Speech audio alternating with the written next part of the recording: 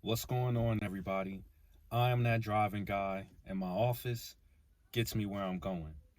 If this is your first time, go ahead and subscribe, hit the bell, and hit all. That way, you're notified every time I drop a video. So, this video is about how I was scammed by a Doordash customer and how I dealt with the contract violation that came with the as a part of that scam. So, if you are not aware of what this scam is, it's when a customer orders food from a restaurant, usually a lot of food or something that's going to cost, and they you deliver the order, do everything that you're supposed to do as a dasher. The customer gets the order, waits a little bit, maybe 15 minutes or so, and then contacts DoorDash and say that they never received their order, and they're thereby getting a full refund for the food that they did receive. Now, not only do they receive that refund, but they also cause you to get a contract violation as well. And when this happened to me, I was bugging. So let me tell you, I can't remember exactly where the restaurant was that I picked up from, but everything was everything. I did everything I was supposed to do. This order was leave at the door order, right? But when I arrived at the house, I walked up to the door, and the person inside of the house opened the door, what I'm saying, and took the order. Now, the person that placed the order was a female, because I could tell by the name. The person that took the order was a guy. It was a young guy, right? But they were at the house, so there was no reason for me to think anything, right?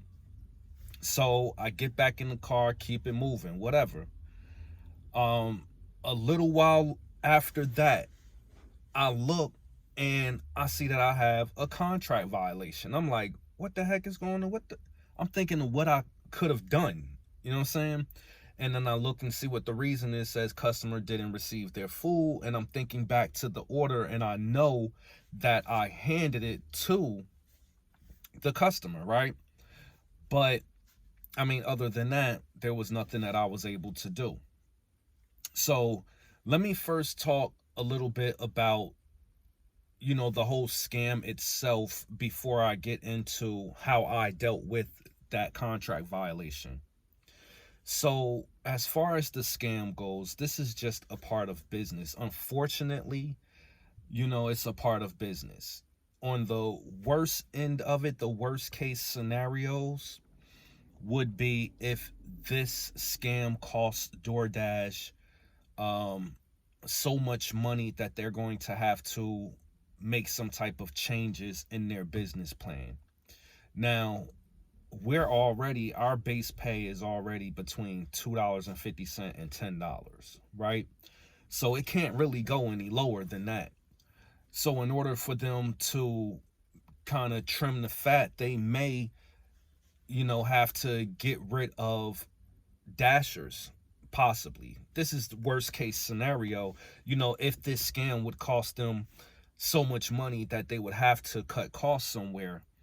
But I'm pretty sure that DoorDash has something in place, or will probably put something in place where they keep a record of customers that do this, and kind of stop them from being able to use the app. So this is something that DoorDash possibly is doing or could be doing in the future to prevent people from doing this type of scam. Now, as far as I can remember when it happened to me, and it only happened to me once. I was only scammed one time with this, but I do not recall losing any money. They didn't take any money back from me or anything like that. I just received the contract violation. Now, it was my first contract violation, so I was bugging. I'm like, oh man, and at the time, DoorDash, I was just doing DoorDash exclusively. at this particular time. So I'm like, oh man, I'm not gonna be able to dash. I gotta figure out how I'm gonna get my money, whatever. And I'm waiting to see what happens. But even with the contract violation, I was still able to continue to dash. So my attitude was, as long as I can still go out here and get money, I don't care about the contract violation. You know what I mean? I'm still gonna do the things that I'm supposed to do. You know what I mean? I got once. It wasn't on me. You know what I'm saying? I just fell victim. I happened to fall victim, and I caught that one, which was cool because after I completed the next 100 deliveries, it dropped off. So when I did receive a second contract violation, which was months down the line, which this one was my fault actually for picking up the delivery, picking up the order late. So this one was my fault, but by that time I had already had a contract violation, so I wasn't really sweating it. As long as I was still able to dash and I wasn't losing any money, I really wasn't worrying about a contract violation. But with that being said, right,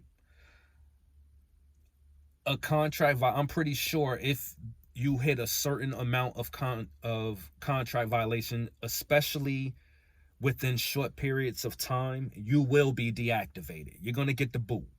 So when I received the first violation, my ratings were so good at the time, which they still are. My ratings always stay good, but my ratings were so good that I believe that helped not get me deactivated because I had good ratings, as opposed to if my ratings were low, if I had other incidents in a contract violation came on, or if I was someone who,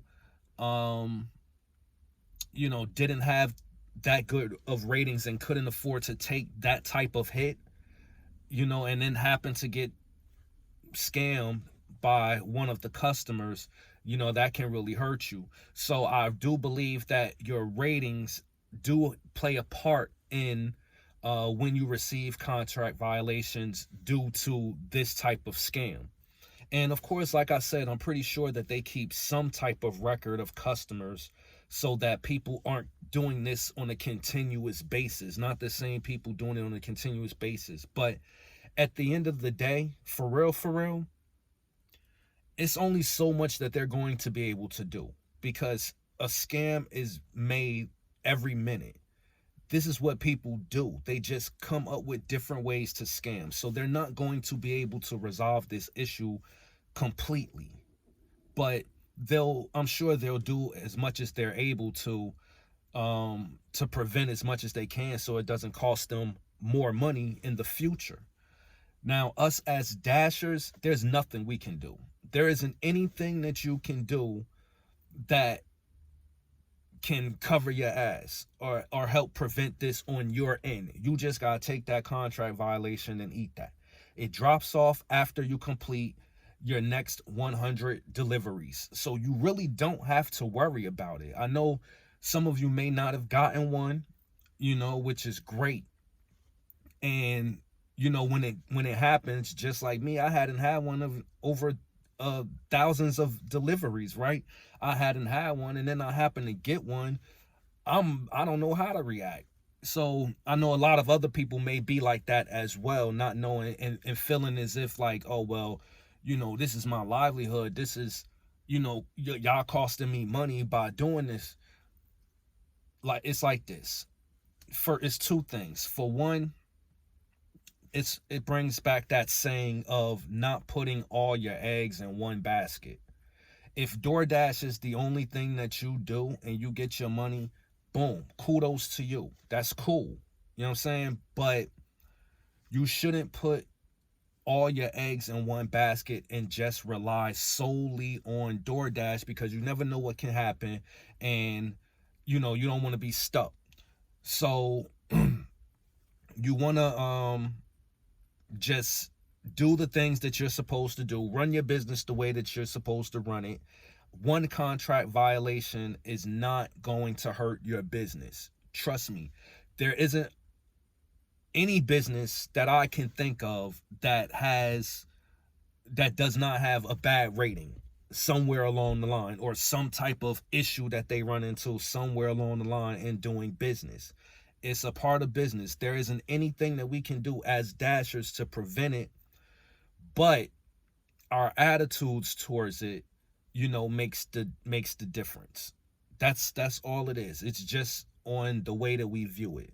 One isn't going to hurt. As long as you don't get two more, three strikes, you're out. As long as you don't get two more while you still have one, you're good. You know what I'm saying? I've had only two contract violations in my whole thousands of deliveries across states and cities, but I've only had two.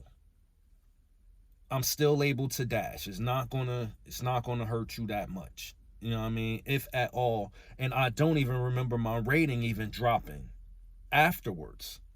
So don't worry if you happen to become to fall victim to this scam and you do receive a contract violation. Don't trip off the contract violation. It's going to drop off after you complete the next 100 deliveries. You're good to go. Make sure you do all the right things while you have that so that you don't get any more. There's a slim chance that you will fall victim to the same scam 2 times while you have one. I'm not saying that it can't happen, but it's slim chance. And just do what you do. So hopefully you got some value from the video. I appreciate y'all as always. And until next time, I'ma holler.